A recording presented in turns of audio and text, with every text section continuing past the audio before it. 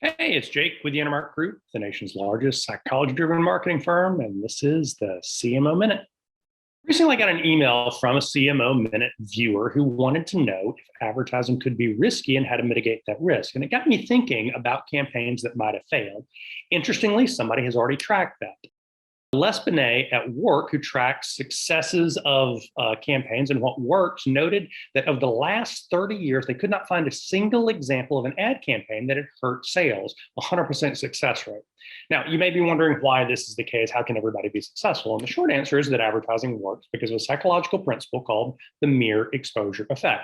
And what the mere exposure effect says is the more you're exposed to something, the more you like it. And this goes back to our evolutionary psychology of how we're exposed to things and don't fear things that we see regularly and in fact grow to like them. So the more that you advertise, the more successful you are.